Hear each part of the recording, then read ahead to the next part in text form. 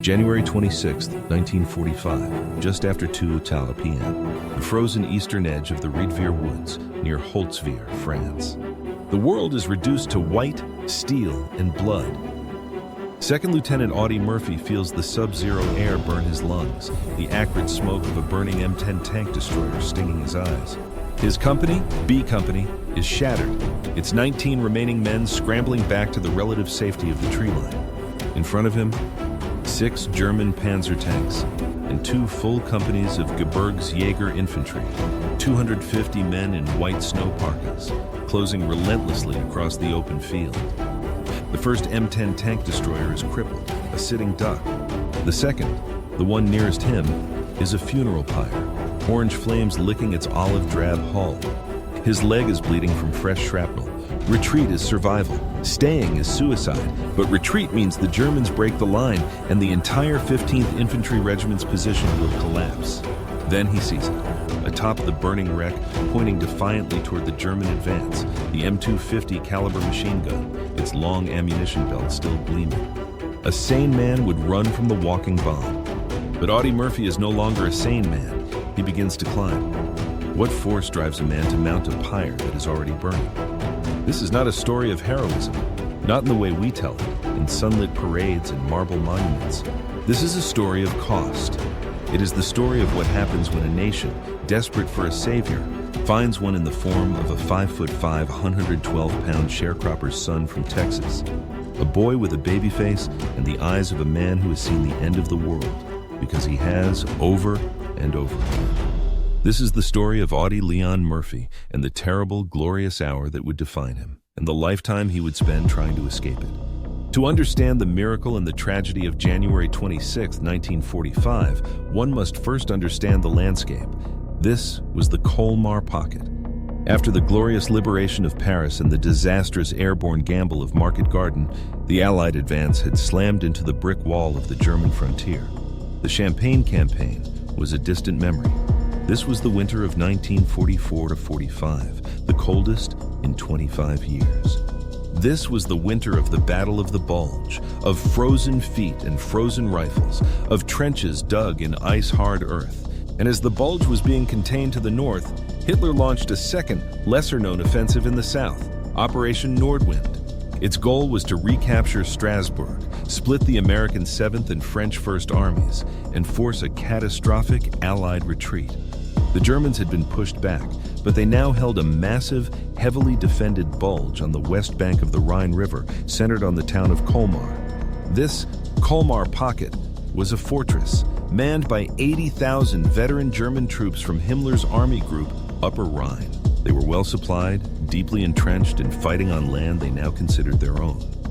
Into this meat grinder was fed the U.S. 3rd Infantry Division, and into the 3rd Division was fed B Company, 15th Infantry Regiment. And at the head of B Company was Audie Murphy. He was 19 years old. The fight for the village of Holtzwihr was the key to collapsing the pocket. The town sat astride the Colmar Canal, a critical artery. But to take Holtzwihr, B Company first had to clear the woods bordering the town, the Riedveer Woods. On January 25th, they had tried. B Company, then numbering 128 men, had launched a frontal attack across the open, snow-covered ground toward the town. The German response was immediate and overwhelming. A wall of machine gun fire, mortar shells, and direct-fire 88mm cannons erupted from the town. The company was torn to pieces. Men vanished in red-pink mists. The survivors crawled back to the woods, dragging their wounded, leaving their dead to be covered by the falling snow. On the morning of January 26th, Audie Murphy, the company's executive officer, was given command of what was left. His company, B Company, consisted of 19 men. 19. Not a company, not even a full-strength platoon. They were 19 exhausted, frostbitten, shell-shocked survivors. Their orders were simple and impossible. Hold the line. Hold the edge of the woods at all costs. To support this skeletal line, they were given 2 tank destroyers from the 636th Tank Destroyer Battalion. These were not M4 Sherman tanks. They were M10s, fast, lightly armored, and most critically, open-topped. They were designed to hunt tanks, not to brawl with them.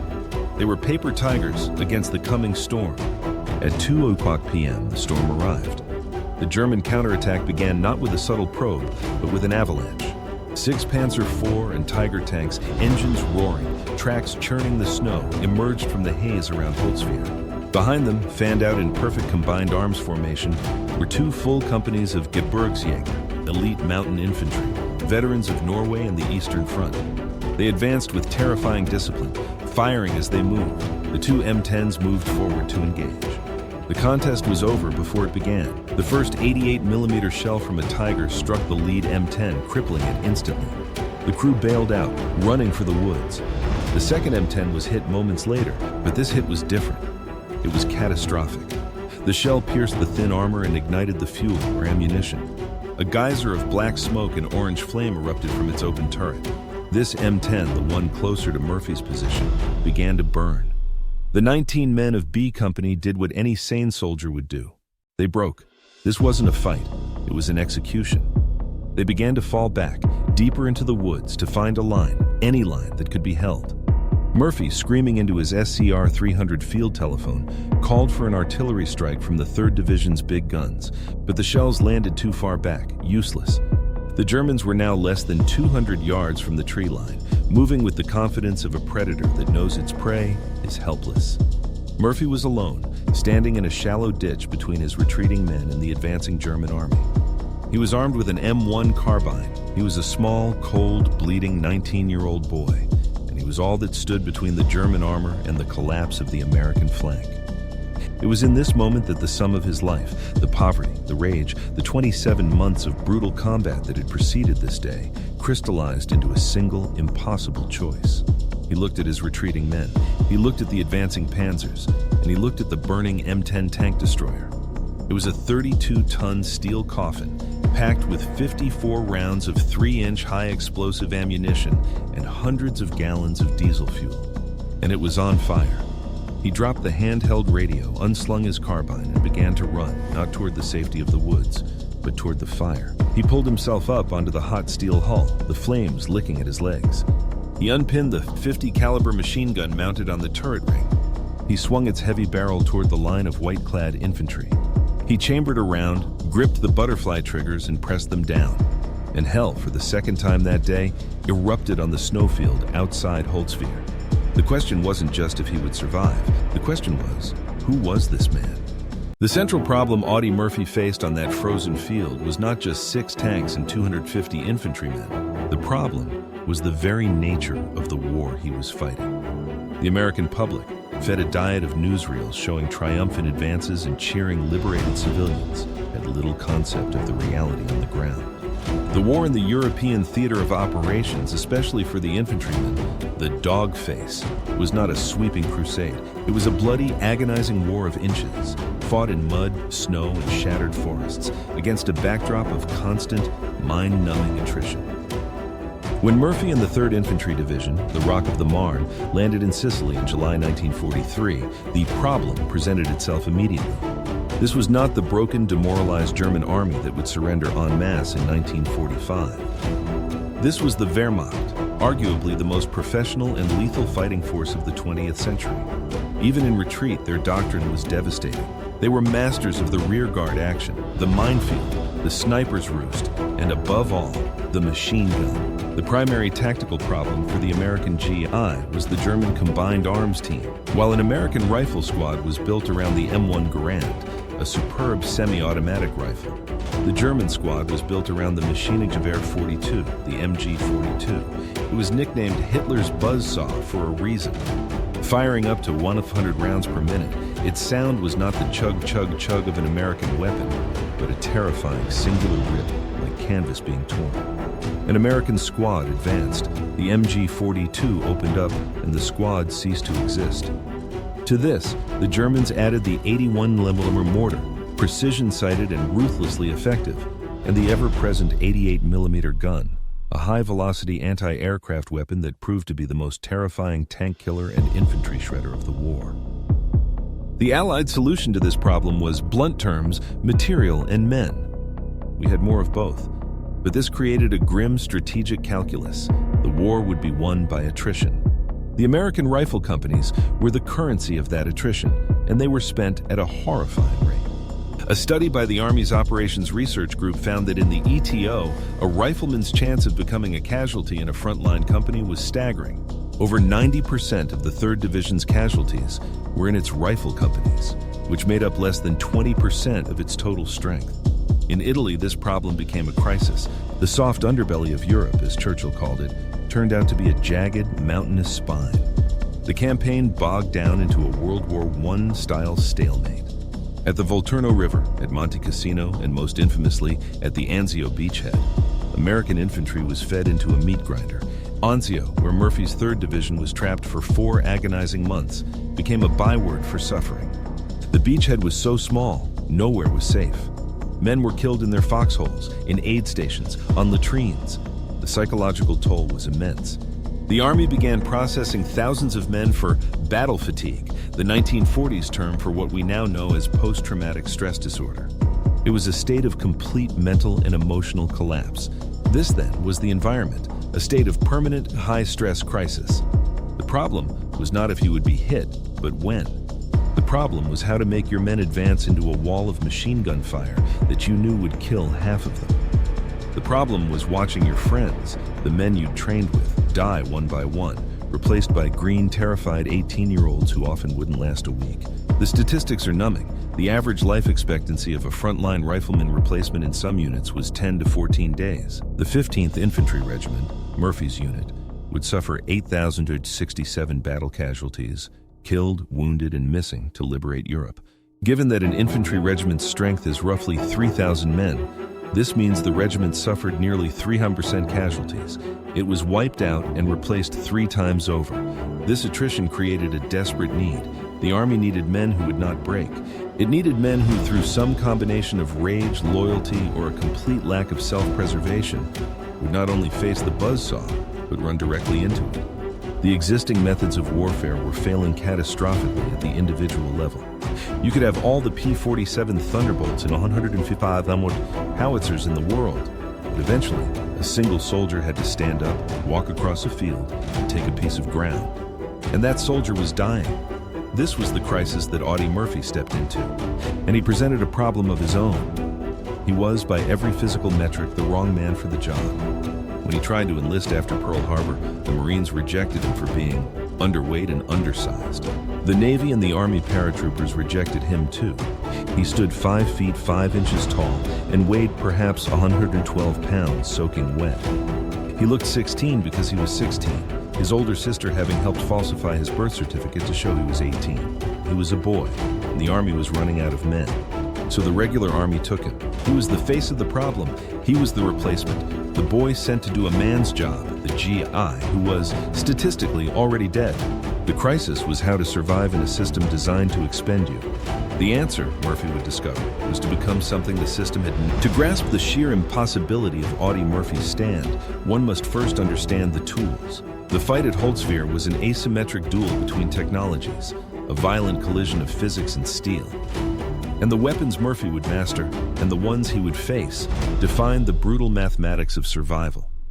The standard American infantryman was arguably the best equipped soldier in the world. His primary weapon was the M1 Garand. Designed by John Garand, it was a gas-operated .30-06 caliber semi-automatic rifle. It was accurate, rugged, and gave the GI a significant firepower advantage over his German counterpart, who was typically armed with a bolt-action Carabiner 98. The M1 held 8 rounds in an en-bloc clip. When the last round was fired, the clip was ejected with a distinctive metallic ping, a sound that, contrary to popular myth, Germans rarely listened for in the din of combat, but which became a signature of the American presence. For heavier fire, the squad relied on the M1918 Browning Automatic Rifle, or BR. This was Murphy's preferred weapon when he could get it. Weighing nearly 20 pounds, it was a heavy .30-06 automatic rifle, a hybrid between a rifle and a light machine gun. It was devastating in the assault, but it had a critical flaw, a 20-round magazine that could be emptied in just a few seconds of sustained fire. The American tactical problem was that these excellent small arms were often overwhelmed by the German base of fire concept.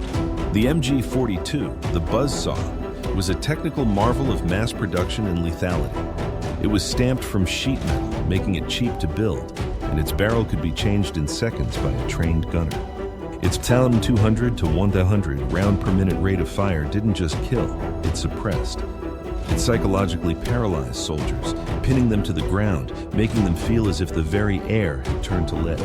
The sound alone was a weapon. This was the old technology of the infantry fight. Garands and BARs against the buzzsaw. It was a fight the Americans were winning, but at a terrible cost. Then there was the new technology, the armor. The German Panzers at Holzwehr, likely Panzer IVs and at least one Tiger, were superior fighting machines. The Tiger IV, with its 100mm frontal armor and its legendary 88mm K-Baldau K-36 gun, could kill any American tank from a mile away. The American answer was the M10 tank destroyer. This vehicle was the physical embodiment of a flawed tactical doctrine. The U.S. Army believed in 1942 that tanks should not fight tanks. Tanks should support infantry, while dedicated tank destroyer battalions would hunt and kill enemy armor. The M10 was built for this. It was based on the M4 Sherman chassis, but was given a powerful M7 3-inch gun, which could kill a Tiger, but only at close range with a perfect flank shot. To make it fast, its armor was dangerously thin, in some places barely an inch thick. And to save weight and improve visibility, its turret was open to the sky. This open top was its death warrant. It made the crew vulnerable to artillery, mortars, and even a well-aimed grenade. At Holzwehr, the M10s were not hunters, they were prey. They were thin-skinned targets, sitting in an open field, facing the finest anti-tank gun of the war. Their destruction was a foregone conclusion.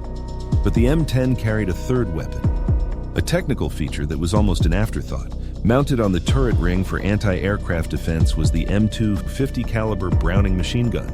Medusa. This weapon was not an infantry tool. It was a piece of heavy equipment. John Browning had designed it at the end of World War I, and it was, and remains, a masterpiece of mechanical engineering. It is an air-cooled, belt-fed, recoil-operated machine gun weighing 84 pounds without its tripod. It fires the 50 BMG Browning machine gun cartridge, around the size of a large cigar. The projectile itself is over 2 inches long and weighs more than 10 times a standard rifle bullet. The M2 was designed to destroy aircraft, punch through light armor, and annihilate fortified positions. It was a crew-served weapon. It was not intended to be fired by one man, standing exposed on the back of a burning vehicle. The physics of this weapon are key. A bullet from an M1 Garand exits the barrel at 2,800 feet per second. The 50 BMG bullet exits at nearly 3,000 feet per second, but because of its immense mass, it carries over 13,000 foot-pounds of energy, 4 times that of the Garand. It does not just wound. At 100 yards, it can tear a man in half. It can shatter a brick wall. It can rip through the engine block of a truck. Its psychological impact is equal to its physical devastation. And there was one more piece of technology on that M10, one that would be just as crucial as the M2. It was the SCR-300 field telephone, a wireline connecting Murphy to the regimental artillery command post. This was his link to the big guns, the 105mm and 155mm howitzers miles to the rear. The stage, then, was a technical mismatch. German armor and machine guns, which had dominated the battlefield for 5 years, versus 2 flawed American tank destroyers. But the innovation here would not be a new piece of hardware. It would be a tactical innovation of one. It would be Audie Murphy, a man who understood the M1 Garand, the BR, and the hand grenade, using the M2 and the field telephone in a way their designers had never imagined. He would single-handedly transform a burning, useless M10 from a victim into the single most lethal weapon system on the entire battlefield. He would become the human interface between Ma Deuce and the big guns, a one-man combined arms task. He was born on June 20th, 1925 in Hunt County, Texas. He was the 7th of 12 children, born to Emmett and Josie Bell Murphy. His parents were sharecroppers, trapped in a cycle of grinding, hopeless poverty that the Great Depression only deepened. The family lived in a series of dilapidated shacks, often in converted railroad boxcars. Food was scarce. Hope was scarcer. This childhood is not a footnote. It is the crucible that forged the weapon. Audie Leon Murphy's defining characteristic was not bravery, not at first. It was responsibility. His father, Emmett, was a drifter, a gambler, a man who eventually abandoned his family, walking away one day and never returning. Audie, at 10, 11, 12 years old, became the man of the house. He dropped out of school in the 5th grade to work the cotton fields and, more importantly, to hunt. He became a hunter not for sport, but for survival. His family ate because he was a good shot. Armed with a .22 rifle, he would hunt rabbits, squirrels, and birds. There was no room for error. A missed shot was not just a lost bullet, which the family could ill afford. It was a night the younger children went hungry. He developed an almost supernatural skill with a rifle. He learned to shoot instinctively, to become part of the landscape, to move with an eerie silence. He learned to kill. He learned to do it without hesitation, without emotion, because it was necessary. This was the first cold inoculation. His mother, Josie, whom he adored, was his anchor. But she was worn down by poverty and sickness. In May 1941, she died of endocarditis and pneumonia.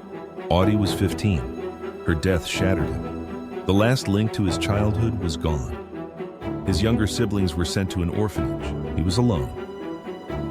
When Pearl Harbor was attacked 7 months later, Audie Murphy did not enlist out of a simple, soaring patriotism. He enlisted out of rage. He was a young man with nothing left to lose, a boy who had seen the world at its most brutal, and he was looking for a target. He needed a purpose, a family, and a place to channel the cold fury that his life had baked into him. The rejections from the Marines, Navy, and paratroopers were a humiliation. He was a 5'5", 112-pound orphan, and the services he wanted to join told him he was worthless. This rejection only hardened his resolve. When the U.S. Army finally accepted him on June 30th, 1942, 10 days after his falsified 17th birthday, he was sent to Camp Walters, Texas. He promptly fainted during a drill. His drill sergeants, seeing this small, pale boy, tried to have him transferred to cook and bakery school. Murphy refused. He demanded to be an infantryman. He wanted to fight. This was the core of his personality. On the surface, he was shy, quiet, soft-spoken, and almost painfully humble. His comrades called him Murph, or Baby. He didn't drink, didn't smoke, didn't chase women. He looked, as one officer said, like he should be carrying a paper. But beneath that placid surface was something else. In combat, his men would later report, his eyes would go dead. A cold, terrifying focus would descend. He was not a Captain America figure, a gregarious leader of men. He was a loner, an apex predator. He led by example, and that example was one of almost suicidal aggression. He was, as one historian noted, a killer. He hated the Germans with a profound personal passion, not for their ideology, but for what they did to his men, to his family. His motivation was simple, and it was not for medals or glory. It was for the men next to him. Having lost his first family, he would be damned if he would lose his second. This loyalty was absolute. He would later say, "I never loved a man as much as I loved Laddie Tipton." Tipton was his best friend in B Company. When Tipton was killed, Murphy's rage became a terrible, focused instrument. His doubts were profound. He was not fearless. He was, according to his own memoir To Hell and Back, terrified, constantly. He was sick with malaria for much of his time in Italy. He was haunted by the faces of the men he killed and the men he couldn't save. But his defining trait was that he never let the fear win. He never let it stop him from putting one foot in front of the other, from crawling out under fire, from charging the machine gun nest. By January 1945, Audie Murphy was a product of two crucibles, the poverty of Texas and the 27-month meat grinder of the East. He was no longer a boy. He was a 19-year-old second lieutenant, promoted on the battlefield for his skill, not his size. He was wounded, sick, and psychologically scarred. He was also perhaps the single most dangerous infantry soldier in the entire United States Army. He was the perfect man for an impossible. The man who climbed onto the burning tank destroyer at Holtzwihr was not made in a moment. He was the result of a relentless 27-month innovation process, a trial by fire that systematically stripped away every last trace of the boy he had been, replacing it with the hardened steel of a veteran. Audie Murphy's War Before the Medal of Honor stand is a story of escalating, almost unbelievable, lethality and leadership. The process began in Sicily, July 1943. As a replacement in B Company, 15th Infantry Regiment, he was green, scared, and small. But on his first patrol, he proved his Texas hunting skills were transferable. Spotting two Italian officers on horseback, he calmly picked them off from a distance, a feat of marksmanship that stunned the NCOs. He saw his first dead Americans, his first close combat. He got his first taste of the shell fire that would become the soundtrack to his life. He was promoted to corporal, but it was Italy that began the true forging. On the banks of the Volturno River, Murphy and his platoon were pinned down by a German machine gun. Murphy, using the terrain with his hunter's instinct, crawled forward, located the nest, and took it out with rifle grenades. Then, under a German counterattack, he and his men held their ground, killing 5 Germans who tried to infiltrate their position. The real transformation came at Anzio. The Anzio beachhead was a 15 by 20 mile pocket of hell. There was no rear. Murphy was in the line for months, enduring constant artillery and bombing. It was here he contracted malaria, a disease that would plague him for the rest of his life, leaving him with fevers and chills even in the midst of combat. It was at Anzio that he earned his first Bronze Star with V device for valor, crawling out under fire to destroy a German tank with grenades. He wasn't just surviving, he was learning. He was learning that the only way to live through a German attack was to attack first, to be more aggressive, more violent, and more ruthless than the enemy. He learned to get the jump on them. In August 1944, the 3rd Division landed in southern France as part of Operation Dragoon. This is where Murphy's reputation for cold fury was cemented. Near Ramatuelle, his best friend, Private Laddie Tipton, was advancing through a vineyard when he saw a German machine gun nest. The Germans waved a white flag. Tipton stood up to accept their surrender, and they shot him dead. Something in Murphy snapped. This was not tactical. This was personal. He later wrote, "I remember the squeal of the rats and the looks on their faces. I was cold inside. I was eating a piece of bread, and I just spit it out." He grabbed a bar and told his men to stay put. He walked alone directly toward the German position. He emptied the 20-round magazine into the first gunner. He took cover, reloaded, and advanced again, killing the second. He systematically stalked and killed every German in the nest, using grenades and automatic fire. He then picked up the German MG-42 and turned it on the next German position, wiping them out as well. He did this alone, in a state of pure, calculated rage. For this action, he was awarded the Distinguished Service Cross, the Army's 2nd highest award for valor. Days later, he was wounded in the heel by a mortar fragment. He was evacuated, but he didn't stay. He tied a rag around his bleeding foot, went AWOL from the aid station, and hitched a ride back to his company. He couldn't bear to be away from them. In October 1944, in the Vosges Mountains, he earned his first Silver Star. He crawled forward, alone, toward a German machine gun nest, radioing fire corrections to his own mortars. When the mortars got close, he charged, killing 4 and capturing the rest. Weeks later, he earned a 2nd Silver Star. He was advancing with a patrol when a sniper shot his radio man. Murphy, exposing himself, drew the sniper's fire, located him, and shot him between the eyes. But the process was also one of loss. He was wounded again, this time far more seriously. A sniper's bullet, a ricochet, hit him in the hip. The wound was severe. He was evacuated to a hospital in Naples. This time, he was out of the war for 3 months. It was during this time, in recognition of his repeated heroism and his natural leadership, that he was given a battlefield commission. Private Murphy, the rejected runt, was now 2nd Lieutenant Murphy. He could have stayed in the rear. He had more than done his part. He had a $1 million wound, but as soon as he could walk, he demanded to be sent back to his unit. He rejoined B Company in the frozen misery of the Vosges, just in time for the final push into the Colmar Pocket. By January 26, 1945, this innovation process was complete. Audie Murphy was not a Green Lieutenant. He was a 19-year-old who had compressed a lifetime of combat experience into 27 months. He was a master of every infantry weapon. He was a brilliant tactician, a proven leader, and a man driven by a fierce protective loyalty. He had been wounded 3 times. He had malaria. He had seen his best friend die. He was, by any rational standard, used up. He was a man with nothing left to give and nothing left to lose. And that made him the most dangerous man in France. The last 48 hours before the stand at Holtzwihr were a microcosm of the entire war. A brief, brutal offensive, a catastrophic counterattack, and a desperate, frozen stalemate. The strategic situation was stark. The Colmar Pocket was the last major German foothold west of the Rhine. For Hitler and Himmler, it was a symbol. Holding it, or even counterattacking from it, was essential to the fantasy that the war in the West could still be won. For the Allies, it was a festering wound, a salient that threatened the supply lines of two entire armies. It had to be destroyed. The 3rd Infantry Division, under the command of Major General John Iron Mike O'Daniel, was tasked with the main effort, striking from the west to cut the pocket in two. The 15th Infantry Regiment, Murphy's regiment, was at the tip of this spear. Their objective on January 25th was the town of Holzwihr. Intelligence assessments were grim.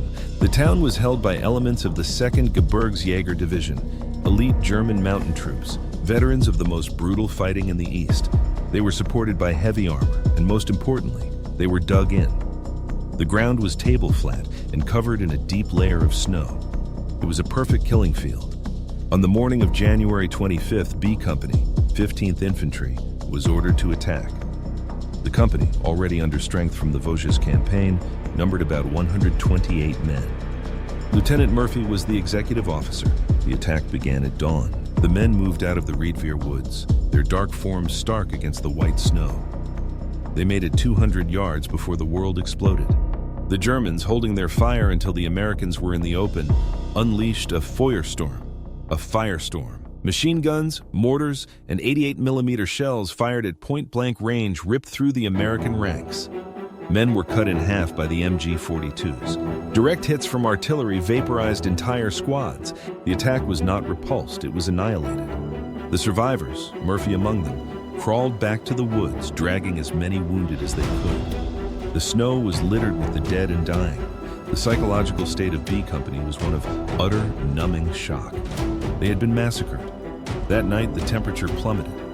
The men huddled in their foxholes at the edge of the woods, listening to the wounded they couldn't reach freezing to death in the no-man's land between the lines. There was no relief, there were no reinforcements. The regiment's other companies had fared little better. On the morning of January 26th, the head count was taken. Of B Company's 128 men, only 19 were still effective. The company commander, a man named Captain Murray, was among the casualties, severely wounded. Command of B Company, this ghost platoon of 19 men, was given to the 19-year-old Second Lieutenant Audie Murphy. His orders were not to attack. That was now impossible. His orders were to hold the line. He was to hold the edge of the Riedveer woods and prevent a German counterattack from breaking through and rolling up the regiment's flank. It was a terrifying responsibility. He was essentially a blocking force, a tripwire. To bolster this pathetic line, he was given 2 M10 tank destroyers from the 6th and 36th Tank Destroyer Battalion. This was his anti-tank reserve. His 19 men were spread thin, dug into the frozen earth, staring across the 500 yards of open snow toward Holzwihr. They were cold, hungry, and terrified. They were waiting for the end. In his pocket, Murphy carried a letter from his sister, Corinne, with a picture of his other sister, Nadine. He looked at it often. It was his last link to the world he had left, a reminder of the first family he had fought to protect.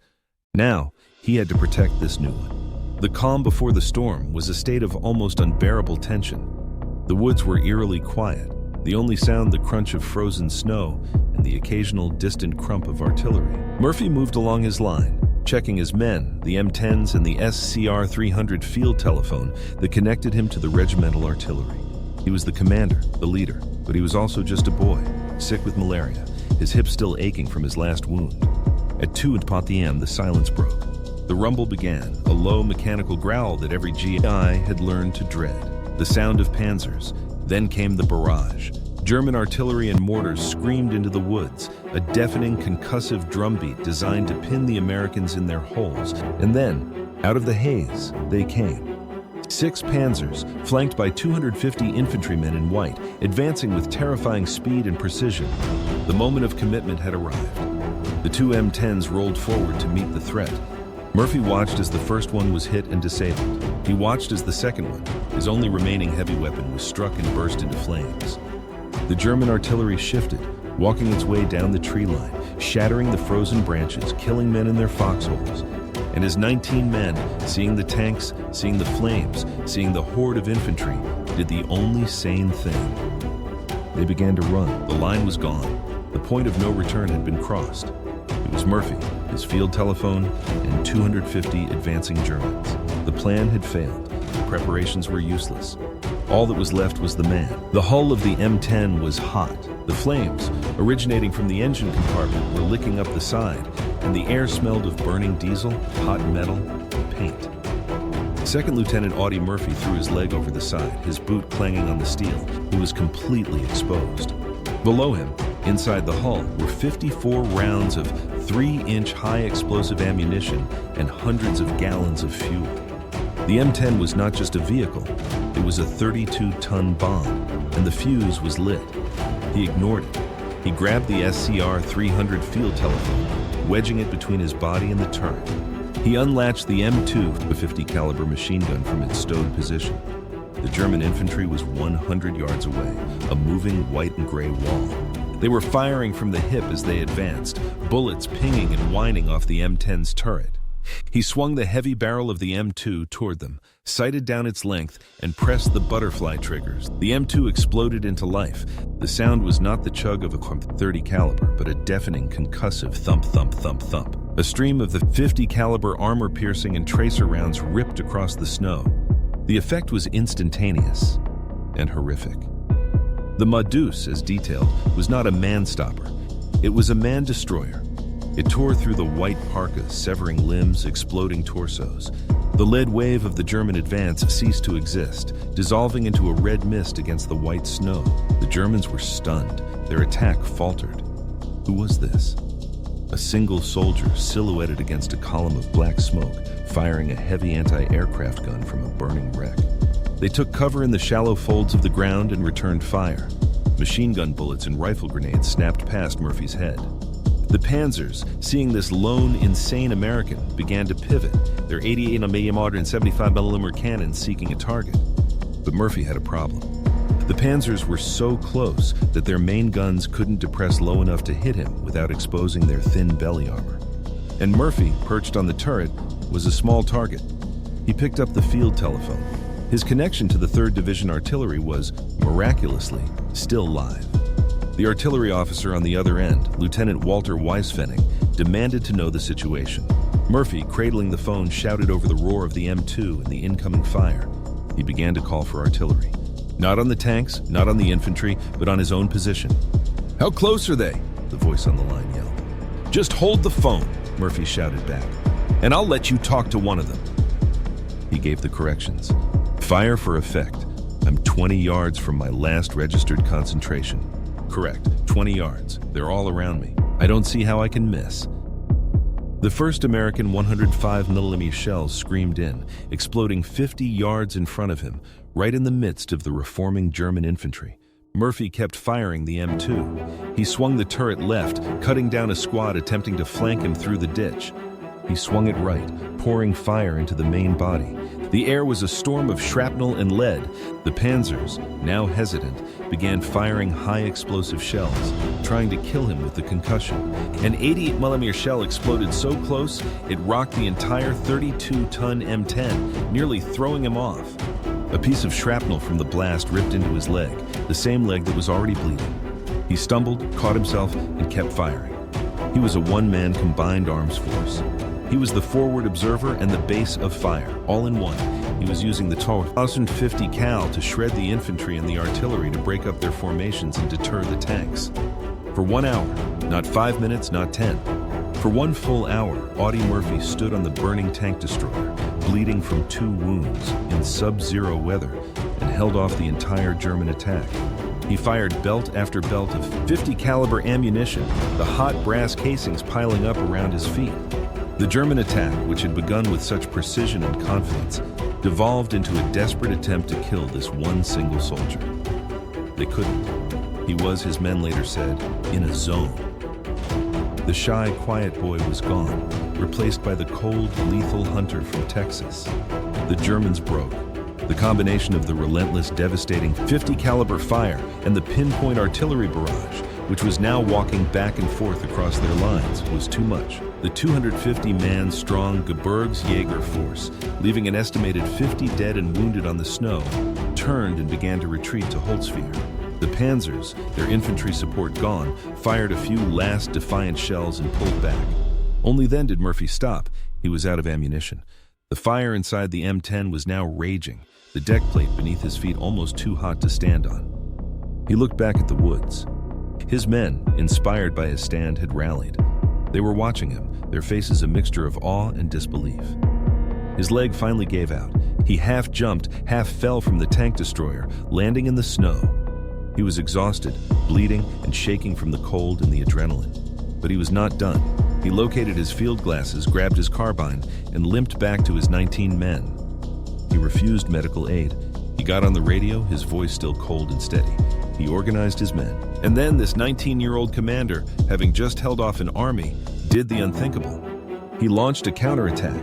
Leading his 19 survivors, he hobbled forward across the field he had just defended, firing his carbine, leading his men into the woods to chase the retreating Germans.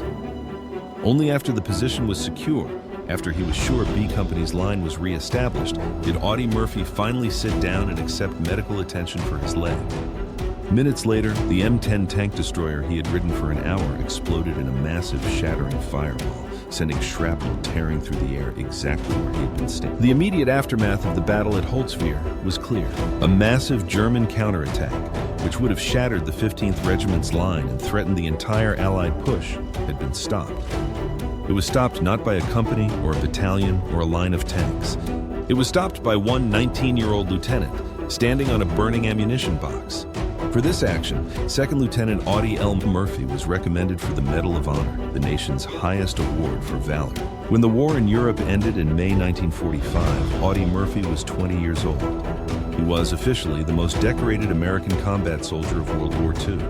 His list of awards was staggering. In addition to the Medal of Honor, he had received the Distinguished Service Cross, 2 Silver Stars, the Legion of Merit, 2 Bronze Stars with V device, and 3 Purple Hearts.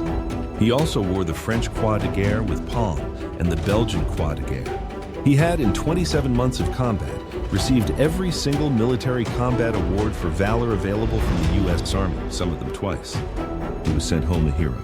On July 13, 1945, Life magazine put his baby face on its cover. The headline, Most Decorated Soldier. He was small, shy, and spoke with a Texas drawl. He was the perfect, humble hero. He was, as one paper dubbed him, the real Captain America. The actor James Cagney saw that Life cover. He saw the cinematic potential, the all-American story. He invited Murphy to Hollywood, put him under contract, and paid for acting and voice lessons. Murphy, the sharecropper's son with a 5th-grade education, was now a movie star. He would go on to star in over 40 films, mostly B-westerns. He was a natural on a horse, and he knew how to handle a gun. But his acting was, by most accounts, stiff. He had one expression, a kind of blank, watchful stillness. The critics didn't know that this wasn't acting. It was the look of a man who had seen too much, a man forever scanning the tree line for snipers. In 1955, he starred in the film adaptation of his own memoir, To Hell and Back. He played himself. The cognitive dissonance was surreal. Here was a man, now 30, reenacting the traumas of his 19-year-old self for a Technicolor camera. The studio wanted to tone down the story, claiming no one would believe it. Murphy insisted they keep it accurate. The film's climax was the stand at Holtzwihr, a sanitized, bloodless Hollywood version of the real event. Imagine the psychological toll, standing on a fake, non-burning tank destroyer, firing a prop, .50 caliber, pretending to kill men, haunted by the memory of the real ones.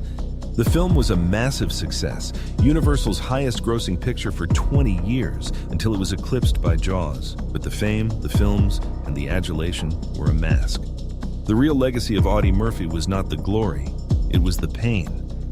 He was one of the first and most prominent public figures to suffer from, and crucially, to speak about severe post-traumatic stress disorder. The war had never left him. He slept with a loaded German pistol under his pillow every night for the rest of his life. He was plagued by terrible insomnia and violent nightmares. He suffered from severe depression and anxiety. He was, by his own admission, volatile and difficult to live with. He became addicted to Placidil, a powerful sleeping pill. In a moment of profound courage, he recognized the addiction, rented a motel room, and locked himself in it for a week, enduring the agonizing withdrawal symptoms alone. He broke the silence. In an era when battle fatigue was seen as a sign of weakness or cowardice, Audie Murphy, the nation's greatest hero, spoke openly about his nervous stomach and his nightmares. He advocated for the U.S. government to do more, to study the emotional wounds of war, and to provide better mental health care for veterans. He demanded that the country not just honor its soldiers with medals, but help them heal. This advocacy, this willingness to show his own wounds, was perhaps his final and bravest act of leadership. His post-war life was tumultuous. He gambled, made, and lost fortunes, and was plagued by financial problems. On May 28, 1971, on a foggy, rainy day in Virginia, the private plane he was a passenger in crashed into Brush Mountain near Roanoke. He was 45 years old. Audie Murphy was buried in Arlington National Cemetery with full military honors. His gravesite, by his own request, is a simple, standard-issue government headstone, identical to all the others. It lists his name, rank, and dates.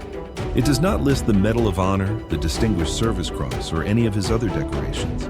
Yet, his grave is the second most visited site in all of Arlington, second only to that of President John F. Kennedy.